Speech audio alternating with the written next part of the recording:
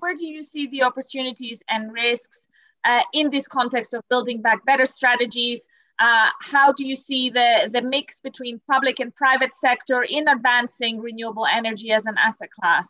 For institutional investors, the opportunity around renewable energy has really represented a strong opportunity to align supply and demand. There is an endless list of potential new areas for investment. Many of these lack proven ability to deliver at scale, and equally a commercial model if you look at something like hydrogen. So therefore, I think it brings back into play the importance of the role of investors and the public sector and governments to work together to ensure there's the right policy framework and alignment in terms of the investor risk appetite. There is a good dialogue between those private initiatives, those great corporates, obviously together with the different state governments and the European Union. We still see the need here for some support from the public sector in terms of giving some risk sharing in terms of exposure to merchant price and the market, because that's what is holding many investors today, is the future of prices and how much of the revenue those assets will generate. So we think that there will be still some need for this kind of support, and we can see that in Spain now when they are starting to set up those auctions, which we very welcome. We are already willing to see what it will look like, and this is why the European Union has been working a lot in setting high ambitious targets, and to meet those targets there will need to be this support. But it's not only about supporting power prices or supporting through CFD scheme, but it's also forcing states to set up the right framework to develop projects by setting up really high NECP target, National Energy Climate Plan targets of renewable energy in their energy matrix. It forces the state to establish a framework to do some preparatory work, strategic impact assessment, deciding on some development zone for offshore wind.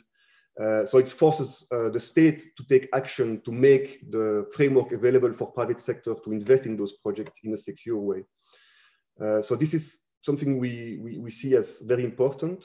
There has to be a change in attitude as well, and a change in support as in order to get that change in attitude coming from the government. So it's not just investing in new technologies and helping the efforts being made by the private sector, and also, of course, making it that way a lot more sustainable as an investment asset.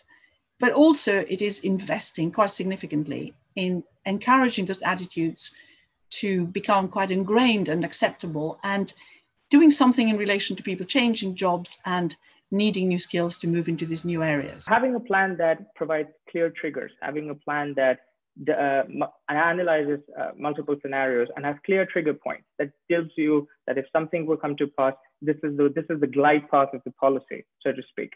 A framework like that, which of course needs to be developed with key ministries coming together. You know, a lot of the problem with many governments, and this is a less more amplified in developing and emerging economies, is that ministries don't talk to each other. And there needs to be, we're breaking down problems into silos. But the problems that we're facing today in the context of a larger transition, we need to put the pieces together. It needs to be opened up, looked at together. There are multiple perspectives, and everybody, not just the public and the private sector, but public sector, public authorities, different ministries, sectoral authorities needs to speak among themselves to come together to create a clear framework and then speak to the private sector. So it's not just a public-private conversation, it's also a public-public conversation. It's been a fascinating discussion.